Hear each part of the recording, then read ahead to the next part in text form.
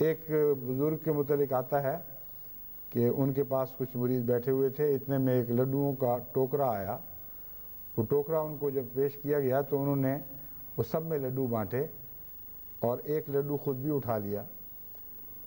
مریدوں نے مزے سے جلدی جلدی وہ لڈو کھا لیا، ختم ہو گیا، سارے ٹوکرے ختم ہو گیا، اور ان کے ہاتھ میں وہ لڈو اسی طرح پکڑا ہوا تھا اور وہ ایک ایک دانہ کھا رہے تھے اور کھاتے تھے اور پھر غور میں مبتلا ہو جاتے تھے. یہ مراد نہیں ہے کہ ہر کھانے والا اسی طرح کھائے، مگر بعض دفعہ بعض خاص کیفیتیں تعلق باللہ کی انسان پر اس طرح غالب آ جاتی ہیں کہ اس طرح کھانے میں بھی مزہ آتا ہے اور ایک خاص مزہ آتا ہے. تو ایک شاگرد نے عرض کیا کہ ہم تو لڈو کھا گئے، مزے کیے، آپ ایک ہی کو پکڑ کے بیٹھے ہوئے ہیں، دانہ دانہ کھا رہے ہیں، یہ کیا ہو رہا ہے؟ تو انہوں نے کہا میں سوچ رہا ہوں ساتھ ساتھ کہ یہ جو لڈو ہے اس میں جو میدا استعمال ہوا تھا وہ کیسے بنا تھا.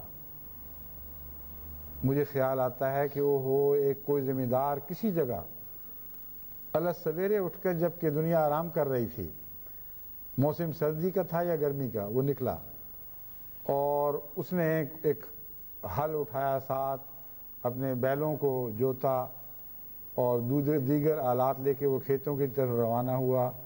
اس نے وہاں محنت کی، گندی جڑی بوٹیوں کو اکھاڑ کر باہر پھینکا، اور اس محنت کے وقت اس کو کیا پتا تھا کہ خدا تعالیٰ اس سے کیوں کام لے رہا ہے. اس کو کیا پتا تھا کہ اس محنت کے پھل کا ایک دانہ میرے منہ میں بھی آئے گا. لیکن وہ ایک غفلت کی حالت میں کام کر رہا تھا. لیکن میں نے سوچا کہ یہ تو خدا تعالیٰ نے جو تسخیر کائنات کی ہے وہ اس طرح کی ہوئی ہے کہ بے تعلق دور دراز کے لوگ کچھ کام کر رہے ہیں اور انسان کو پتہ ہی نہیں کہ وہ دراصل اس کی خدمت کر رہے ہیں. چنانچہ اس نے وہ محنت کی اور پھر میں نے سوچا کہ یہ حل تو لکڑی سے بنا ہوگا اور ساتھ اس کے لوہے کا پھل بھی ہوگا، اور بیل بھی آخر کہیں سے آئے ہیں، ان پر بھی محنتیں ہوئی ہیں. تو اس سے پہلے ایک ترخان تھا جو محنت کر رہا تھا، اس نے لکڑی کو خاص طور سے کاٹا، اور پھر مجھے خیال آیا کہ اس لکڑی سے پہلے ایک لکڑہارا بھی تو ہوگا. اس نے جا کے جنگل سے وہ لکڑی کاٹی ہوگی، اور وہ پھر جنگل کیسے ہوگا.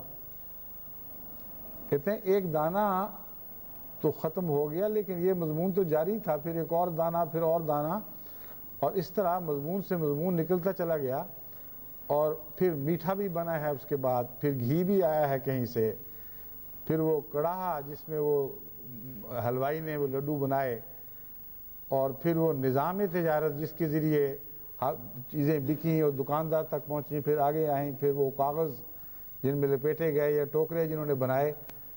کہتے ہیں یہ مضمون تو ایک لامتناہی مضمون تھا، اور اس مضمون کا جو مجھے مزہ آ رہا تھا وہ اس لڈو میں کہاں ہے. تو لڈو کا مزہ جب اللہ کی یاد میں تبدیل ہوا ہے تو ایک حیرت انگیز لطف اس میں پیدا ہو گیا. تو یہ ہے مشاہدے کی فضا. جب صوفیاء بات کرتے ہیں کہ غفلت کی فضا سے میدان سے نکلو اور مشاہدے کے میدان میں داخل ہو، تو مراد یہ ہے کہ میدان تو وہی ہے، یہ دو میدان نہیں ہیں. اسی میدان میں ہوش آ جاتی ہے، اور ہوش آتے آتے انسان وہ چیزیں دیکھنے لگتا ہے جو پہلے ہی موجود تھیں اور اس کو نظر نہیں آ رہی تھیں. اور پھر غلبہ خوف اور شدت حب اس کے نتیجے میں پیدا ہوتی ہے. بظاہر یہ لگتا ہے عبارت کا مطلب ہے کہ اس کے ساتھ اس میں دوسرے میدان میں داخل ہو، حالانکہ امر واقعہ یہ ہے کہ ہوش آنے کا نتیجہ ہی خوف ہے. جس چیز کو خطروں سے آگاہی نہ ہو وہ بے خوف ہوتا ہے. اس کو کیا پتا کہ آگے میرے لیے کیا پڑا ہوا ہے. جب اس کو بتایا جائے کہ کیا ہے اور کیا کیا ہلاکتوں کے سامان اس کا انتظار کر رہے ہیں تو ہوش اڑ جاتے ہیں. تو لا علمی بھی ایک قسم کی بہادری پیدا کرتی ہے جو جہالت کی بہادری ہے، وہ سچی بہادری نہیں ہے. تبھی بعض قومیں شراب پی کر لڑتی ہیں اور ویسے نہیں لڑا جاتا.